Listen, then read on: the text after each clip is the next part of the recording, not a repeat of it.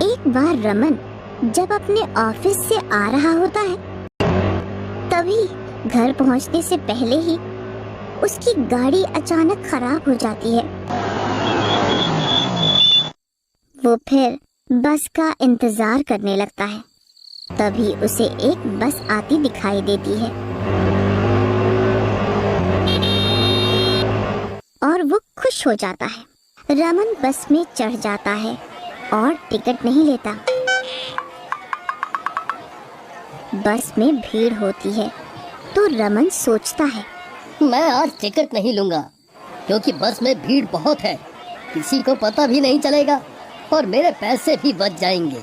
किसी तरह जब कंडक्टर टिकट के लिए पीछे जाता तो रमन आगे आ जाता और कंडक्टर के आगे आने पर रमन पीछे चला जाता। इस तरह वो टिकट ना लेकर बहुत खुश था। कुछ देर बाद रमन कुछ अजीब सा महसूस करता है, जैसे उससे कोई डरा रहा हो। उसे डरावनी सी आवाजें आने लगती हैं।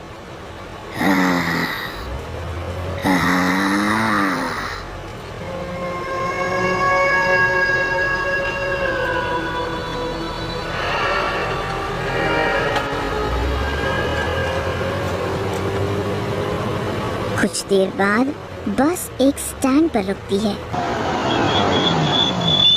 तब रमन उस बस के ड्राइवर से पूछता है, मुझे इस बस में डरावनी सी आवाजें क्यों आ रही थीं? ऐसा क्या है इस बस में? ड्राइवर उसे बस कंडक्टर की कहानी बताता है। इस बस में एक बार एक कंडक्टर को मार दिया गया था। किसने और क्यों मारा उसे? ये उन दिनों की बात है जब उस दिन हमारी बस हिमालय की तरफ जा रही थी। रात बहुत हो गई थी, सर्दियां भी बहुत थी। उस टाइम तो कोहरे से धुंधला धुंधला सा दिखाई दे रहा था। तो हम दोनों उस दिन बस को धीरे धीरे चला के ले जा रहे थे। तभी 4 आदमी आतंकवादी इस बस में चढ़े। लाओ, आप अपनी टिकट के पैसे दो। कंडक्टर ने जब टिकट के पैसे मांगे तो उन्होंने देने से मना कर दिया और इस बात पर कंडक्टर की उनसे लड़ाई हो गई। सब बहुत गुस्से में थे। जाओ उतरो हमारी बस से, हम आप लोगों को इस बस में नहीं बैठाएंगे। क्यों नहीं बैठाओगे? हम इसी बस में बैठ कर जाएंगे। तुझे जो करना है कर ले। क्या करोगे तुम मेरा? मुझे मारोगे क्या? ज्यादा बकवास ना कर, वरना ये चाकू देखा है, एक बार में और ये पार। चुपचाप जा यहाँ से, वरना मारा जाएगा। हमसे मत उलझ। चल चल, ये धौंस किसी और को दिखाइयो। अभी के अभी उतरो यहाँ से, वरना पुलिस को बुला देंगे। अभी तुम गुंडे हो गए अपने घर के, यहाँ डराने की जरूरत नहीं है। गर्मा गर्मी में बहस छिड़ जाती है और नौबत हाथापाई तक पहुँच जाती है। बस रोको, ये आतंकवादी बस में घुस आए हैं और बिना टिकट लिए ही बैठना चाह रहे हैं। अगर बस रुकी तो तुम सब के सब मारे जाओगे। ये बस अब हमारे अंडर है, बस नहीं रुकनी चाहिए। ये सब देख के बाकी की सवारियां परेशान हो जाती हैं और चिल्लाने लगती हैं, क्योंकि उन्हें अपनी जान का खतरा दिखने लगता है। ड्राइवर सोच में पड़ जाता है कि बस रोकेगी नहीं, क्योंकि टिकट के पैसों से ज्यादा जरूरी सवारियों की जान थी। मारपीट में गुस्से में आतंकवादियों ने उस कंडक्टर को चाकू से मार दिया। तब से वो अब भूत बन गया।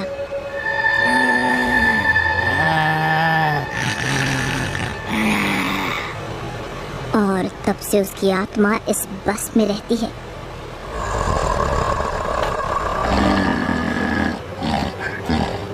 और उन आतंकवादियों का इंतजार करती है। ये सब सुन के रमन सदमे में आ जाता है और पूछता है, क्या सच में ऐसा हुआ था? हाँ, यही सच है। लेकिन ये आत्मा मुझे क्यों डरा रही है? मैंने तो कुछ नहीं किया इसके साथ। तुमने भी शायद टिकट नहीं ली होगी, तभी वो आपको परेशान कर रहा होगा। मैंने भी टिकट नहीं ली। नहीं नहीं नहीं, मुझे माफ कर दो। मैं आज के बाद फिर कभी ऐसा नहीं करूँगा। हाय राम, आज तो बच गए। कुछ दिनों बाद जब वो भूतिया बस वहाँ से निकलकर जाती है, तभी वो 4 बदमाश लड़के उस बस में चढ़ते हैं। पारदेसी पारदेसी, जाना नहीं हमें छोड़ के, हमें छोड़ के।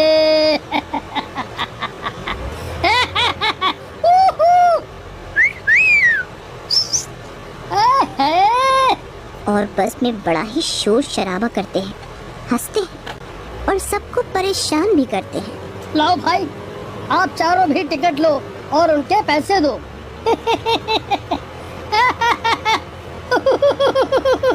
कहते हैं पैसे चाहिए। भाइयों, इस कंडक्टर को देखो तो सही, बड़ा आया टिकट देने वाला। टिकट तो लेनी ही पड़ेगी। कंडक्टर और उन लड़कों में कुछ देर तक बहस होती है और वो भूतिया कंडक्टर सब सुन और देख रहा होता है। आज मेरे शिकारी मेरे हाथ से मारे जाएंगे। और उस भूतिया कंडक्टर की आत्मा उस कंडक्टर के अंदर घुस जाती है। उसकी आंखें एकदम लाल लाल, मुंह बड़ा भयंकर और बड़े बड़े दांत और नाखून होते हैं। चेहरा बहुत ही डरावना हो जाता है और वो अपने भूतिया रूप में आ जाता है। ये सब हम क्या देख रहे हैं? ये क्या है? ये तो कोई भूत है। ये तो हमें मार ही डालेगा।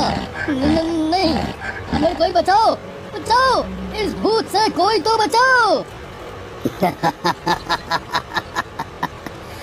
याद करो वो दिन जब तुम सब ने मुझे इसी बस में बारी बारी से चाकू से मारा था।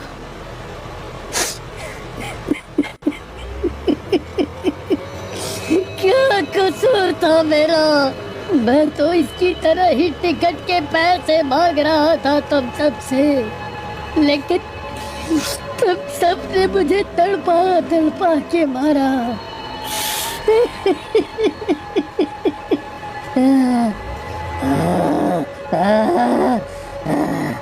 आज मैं तुम्हें जिंदा नहीं छोड़ूंगा।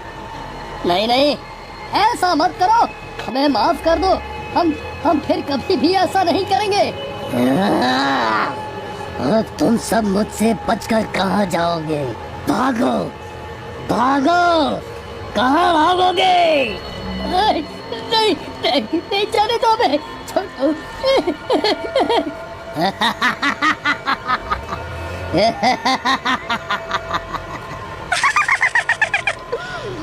बस चलती रहती है और भूत उन बदमाशों का पीछा नहीं छोड़ता, उनको बहुत मारता है। नहीं नहीं, अब हमें छोड़ दो। हम अब से किसी के साथ भी ऐसा कुछ नहीं करेंगे। हमें मत मारो। नहीं, आज तो मैं तुम सबको नहीं छोड़ूंगा। तुम्हें मार कर ही तो मुझे इस आत्मा से मुक्ति मिलेगी। इसी तरह अंधेरा हो जाता है। जोर जोर से बारिश होने लगती है, बिजली कड़कने लगती है, लेकिन बस नहीं रुकती। वो अपनी रफ्तार में चलती रहती है। कुछ देर और चलने के बाद बस एक पहाड़ी पर जाके रुकती है और सुनसान पहाड़ी, भयानक आवाजें और साए साए हवा चलने लगती है। घना अंधेरा छा जाता है।